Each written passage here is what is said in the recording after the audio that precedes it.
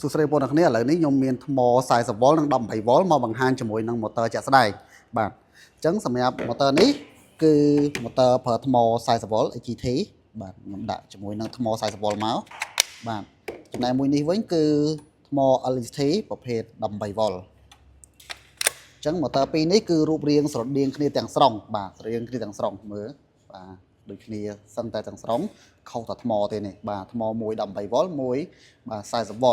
ហើយចំណុចនៃការប្រើប្រាស់ក៏ដូចគ្នាដែរនៅខាងក្រោមមានកន្លែងសេរីលបឿន4លេខមុខងារអូតូបាទលបឿនពេញ1លេខអូតូវិលថយក្រោយ1បាទនេះវិលថយក្រោយ1បាទដូចគ្នាជាប្រភេទ motor មិនប្រើខ្ជូងដូចគ្នាបាទក្បាលក៏ប៉ុនគ្នាដែរបាទ1លើ2អិញបាទមានរុនដូចគ្នាបាទគឺដូចគ្នាសឹងតែទាំងស្រុងតែម្ដងបាទអ្វីដែលខុសគ្នានោះគឺបាទកម្លាំងបាទសម្រាប់ motor 18 V នេះកម្លាំង700 Newton បាទសម្រាប់40 V នេះកម្លាំង760 Newton នេះលេខកូដ TW 007G ហើយខាងនេះវិញ TW DTW 700បាទសម្រាប់ model នេះគឺ700 Newton model នេះ